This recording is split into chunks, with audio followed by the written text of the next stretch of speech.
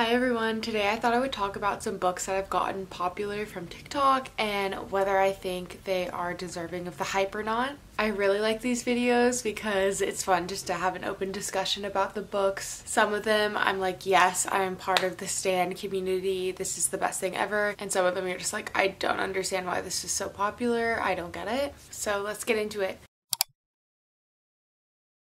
The first one I'm going to talk about is Verity by Colleen Hoover. I say yes. This is just fun, sexy, a page turner, easy to read.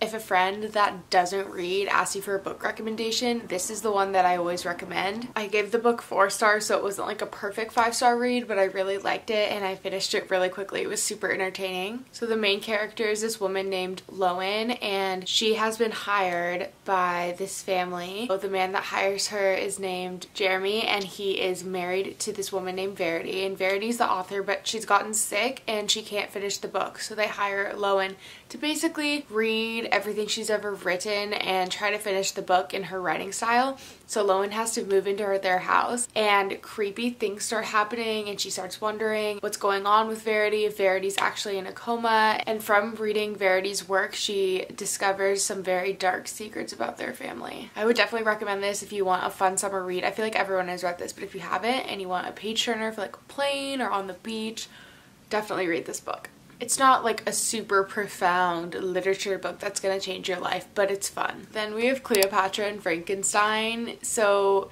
no, I was 200 pages into this and DNF'd it, and I hate DNFing books, but I actually just didn't enjoy a second of it. And I got to the point where I was 200 pages in and I was like, I don't care what happens to the rest of this book, so I DNF'd it. I can't even say what it's about. It's about this woman named Cleo and this man named Frank and their relationship, and there's no plot.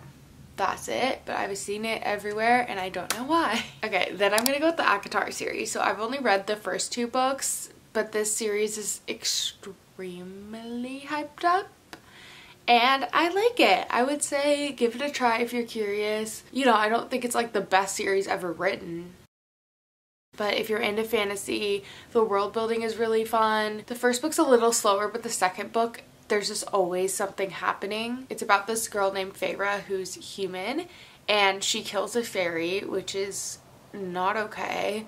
So the fairies come and capture her and basically take her into like their land, which is supposed to be super dangerous if you're a human. And I don't really want to say anything else, but she learns what the fairy life is like essentially. But that also would be a good summer book. Definitely get it on Kindle because they're all really long and that would suck to lug around if you're on vacation. Okay, then Tomorrow and Tomorrow and Tomorrow, 100% yes. This is 5 stars. It's one of my favorite books ever. It's about this boy and girl, Sadie and Sam, and they originally meet in childhood and then reconnect in college, and they form a friendship and actually start making video games together. So they create this really successful company, and the book is just kind of them navigating their friendship while also navigating owning a company together, their different relationships, basically just different human emotions and human turmoil. It was really cool to learn about how different making video games was in the 90s than it is now, because I don't know anything about making them, and it was really cool to learn that. Even if you're like not really into video games, I would say it's definitely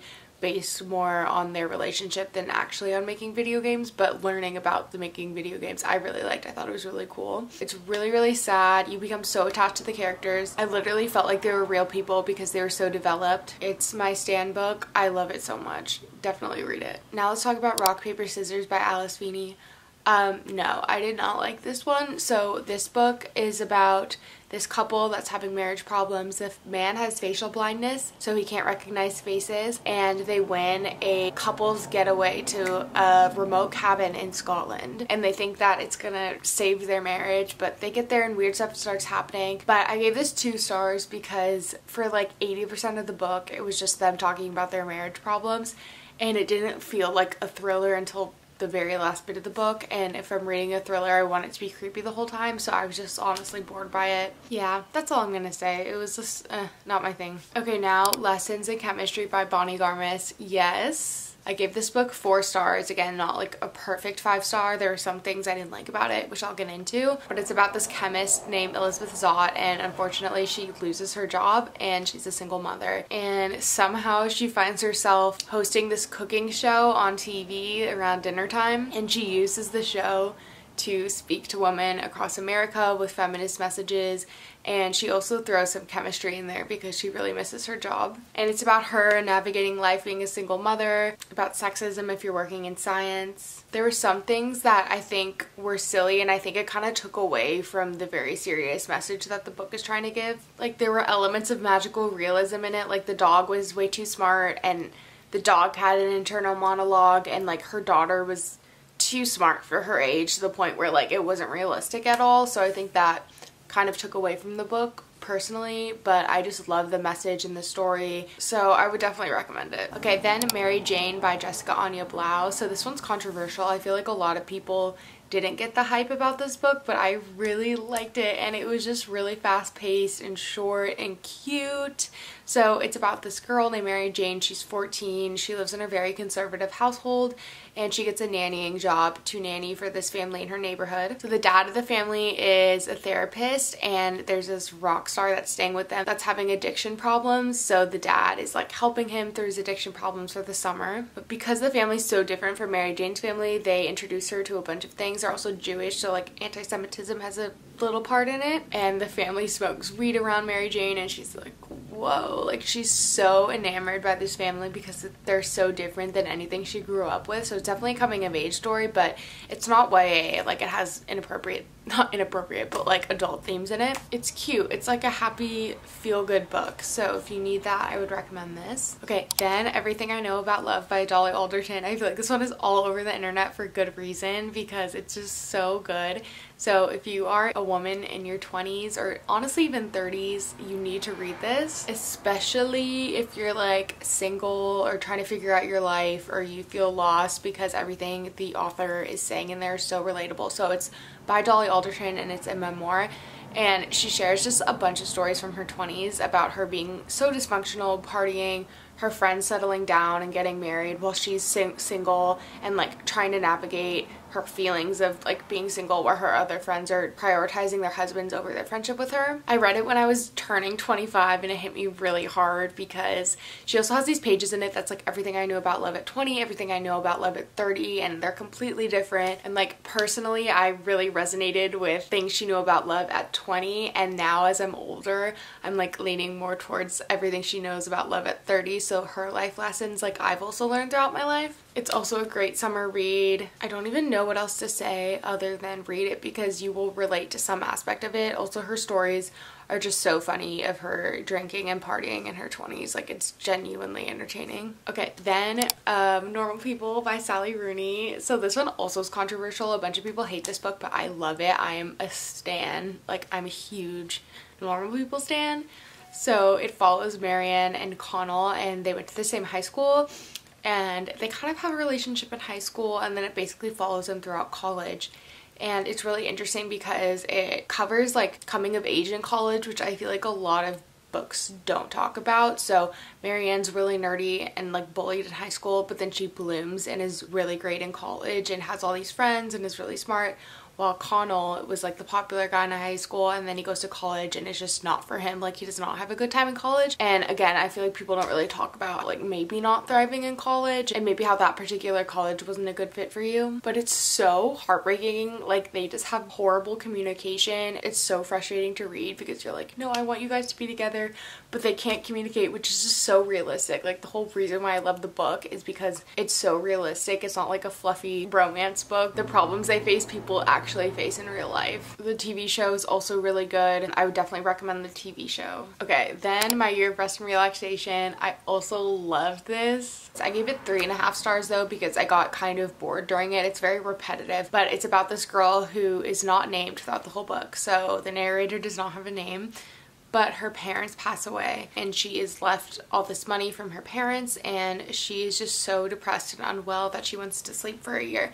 So she has this like crazy psychologist that keeps prescribing her all this medication, and she keeps taking all of it's made up medication, it's not real, but she keeps taking all this medication to try to get her to sleep, but she essentially just blacks out. So it's her internal monologue of her just like spending a year at her apartment, and she often goes outside and does things but doesn't remember them because of all the medication that she's on.